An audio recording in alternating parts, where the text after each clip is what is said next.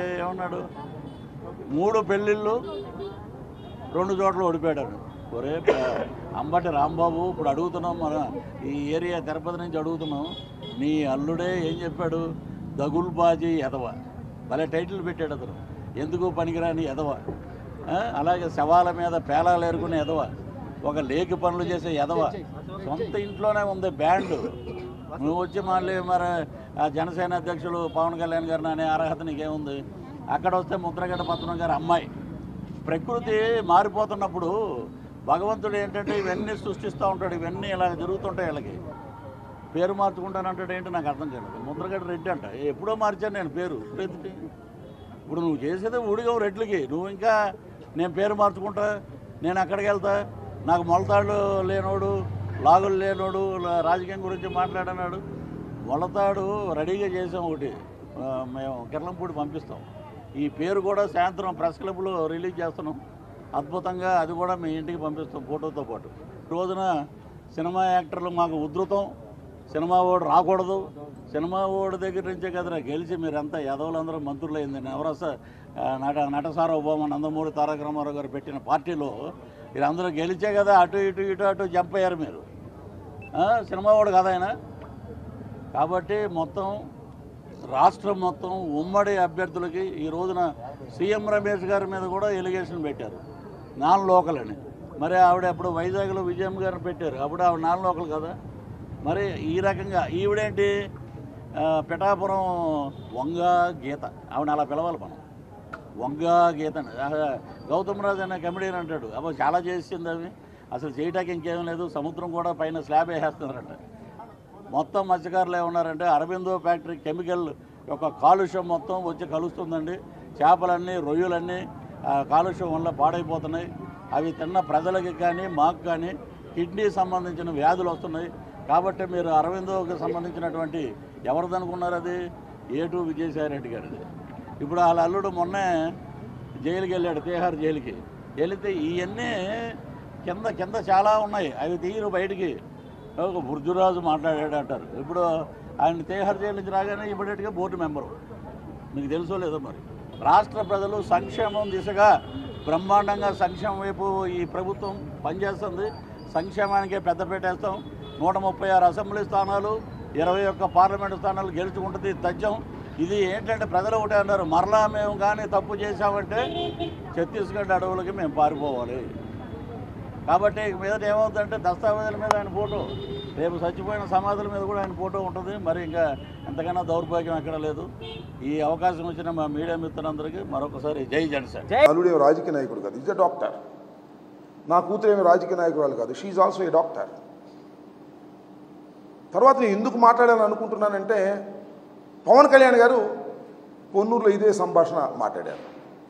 అంతకు ముందు కూడా నా అల్లుడు పలు సందర్భాల్లో గుండబోలు గౌతమ్ నా కూతురు కబురు చేశాడు, నేను పవన్ కళ్యాణ్ గారిని కలుస్తాను, చంద్రబాబు గారిని కలుస్తాను అని బెదిరించి డైవర్స్ కావాలనేది ఆయన కోరుకున్నాడు.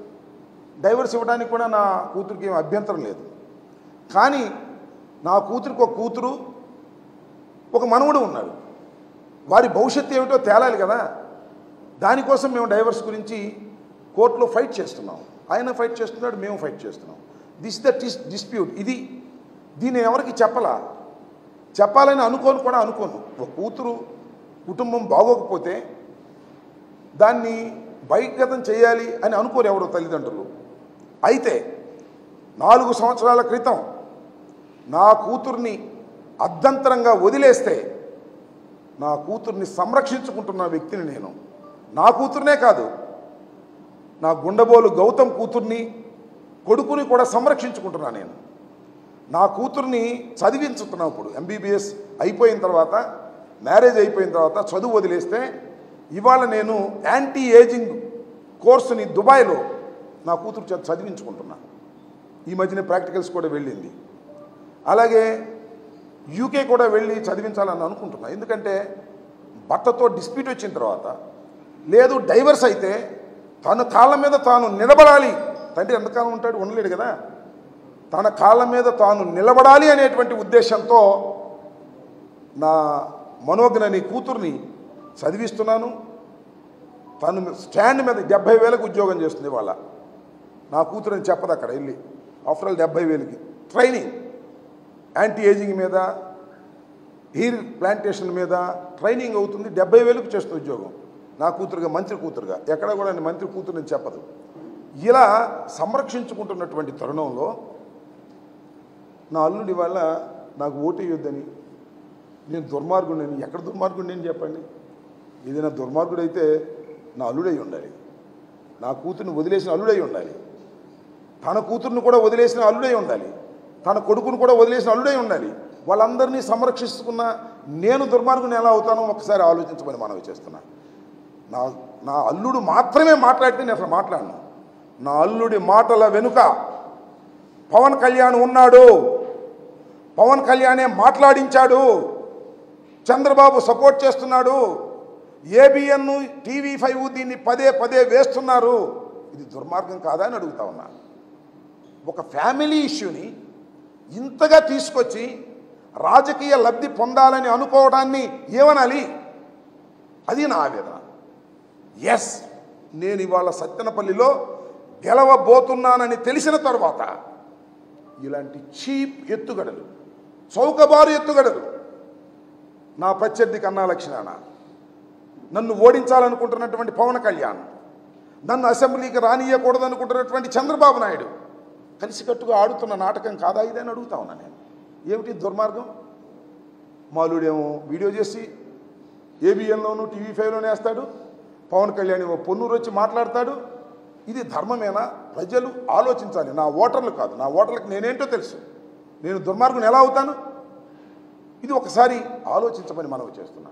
ఇంత దుర్మార్గమైన రాజకీయాలు చేస్తున్నటువంటి వ్యక్తులు నేను మాట్లాడదలుచుకుంటే ఎవరి కుటుంబంలో డిస్ప్యూట్స్ లేవు చెప్పండి ప్లీజ్. చిరంజీవి గారు, మీ తమ్ముడికి చెప్పండి, మీ కుటుంబంలో డిస్ప్యూట్స్ లేవా?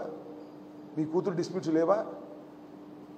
మరొకటి అడుగుతా ఉన్నా, నాగబాబు గారు, మీ కుటుంబంలో డిస్ప్యూట్స్ లేవా? మీ కూతురు డిస్ప్యూట్ లేవా? అక్కడ దాకా ఎందుకు? నా ప్రత్యర్థి కన్నా లక్ష్మణ, 2 కుమారులు, మీకు డిస్ప్యూట్స్ లేవా? మీరు కోర్టులకు పోలేదా? డిగ్రీలు పొందలేదా? What is this? ఇంత నీచమా? నా అల్లుడి చేత పోస్టింగ్ చేయించి జై కన్నా అని దాన్ని సర్క్యులేట్ చేస్తారా? ఎక్కడ దుర్మార్గం చేశాను? నా కూతుర్ని కాపాడుకుంటున్నా. నేను నా కూతుర్ని ఒక పురుషుల్లాగా తయారు చేసుకుంటున్నా. భర్త లేకపోయినా, తండ్రి మరణించినా తన కాళ్ళ మీద తాను నిలబడి తన కొడుకుని, తన కూతుర్ని కాపాడుకునే విధంగా ఒక వ్యక్తిగా తయారు చేసే కార్యక్రమంలో నేను ఉన్నా. ఇలాంటి చిన్న చిన్న చీప్ రాజకీయాలకు భయపడే వ్యక్తిని కాదని కూడా మనం చేస్తున్నా.